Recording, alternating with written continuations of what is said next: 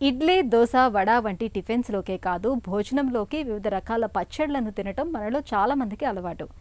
ఒకప్పుడైతే ఈ పచ్చళ్లని రోట్లో రుబ్బుకొని తయారు చేసుకునేవారు. అయితే మిక్సీ, వెట్ గ్రైండర్ వంటివి అందుబాటులోకి వచ్చాక అందరూ వీటి సాయంతోనే పచ్చళ్లను చేసుకుంటున్నారు.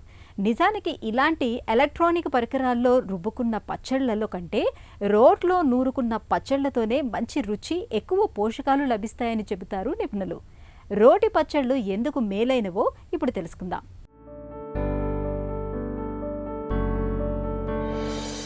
మన భారతీయ పాకశాస్త్రంలో పచ్చళ్లది ప్రత్యేక స్థానం. మసాలాలు, ఫైబర్, ఫైటో న్యూట్రియంట్స్ వంటి పోషకాలన్నీ వీటి ద్వారా మన శరీరానికి అందుతాయి. అందుకే వారానికి కనీసం 3 సార్లు ఏదో ఒక పచ్చడిని ఆహారంలో భాగంగా తీసుకోవటం మంచిది.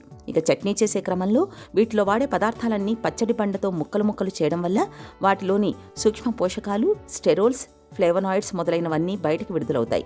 ఆ చట్నీని తినటం వల్ల అవన్నీ మన శరీరానికి బాగా పడతాయంటారు పోషకాహార నిపుణులు.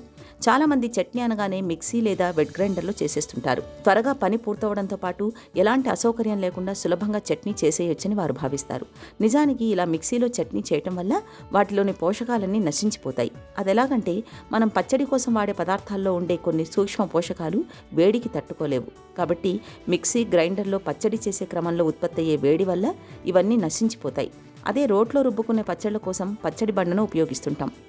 ఇది ఉష్ణ నిరోధకం కాబట్టి పచ్చడి చేసే క్రమంలో వేడి పుట్టకుండా అందులోని పోషకాలన్నీ అలాగే నిక్షిప్తమై ఉంటాయి. ఇలా రోట్లో చేసే పచ్చడి వల్ల ఆయా పదార్థాల్లోని సుగుణాలన్నీ మన శరీరానికి అందుతాయి. అలాగే చక్కటి రుచిని ఆస్వాదించవచ్చు. ఇలా రోట్లో చేసే పచ్చడి వల్ల ఆయా పదార్థాల్లోని సుగుణాలన్నీ మన శరీరానికి అందుతాయి. అలాగే చక్కటి రుచిని ఆస్వాదించవచ్చు. రోటి పచ్చళ్ళు తీసుకోవటం వల్ల ఇన్సులిన్ సెన్సిటివిటీ మెరుగుపడుతుంది. తద్వారా శరీరంలోని కణాలు రక్తంలోని గ్లూకోజ్ని మరింత సమర్థంగా ఉపయోగించుకుంటాయి. థైరాయిడ్ సమస్యతో బాధపడేవారు విపరీతమైన అలసటకు గురవుతుంటారు. అలాంటి వారు రోజు తప్పనిసరిగా చట్నీ తీసుకోవటం మంచిది. తద్వారా ఆ అలసటను దూరం చేసుకోవచ్చు. అజీర్తి వంటి జీర్ణ సంబంధిత సమస్యలతో బాధపడే వారికి రోటి పచ్చళ్ళు మంచి ప్రత్యామ్నాయం. ఎందుకంటే ఇవి జీర్ణ వ్యవస్థను మెరుగుపరుస్తాయి.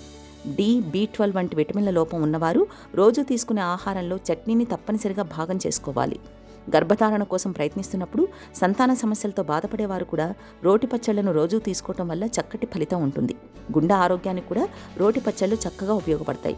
కొలెస్ట్రాల్తో బాధపడేవారు కూడా రోటి పచ్చళ్ళు నిరభ్యంతరంగా తినవచ్చంటున్నారు నిపుణులు.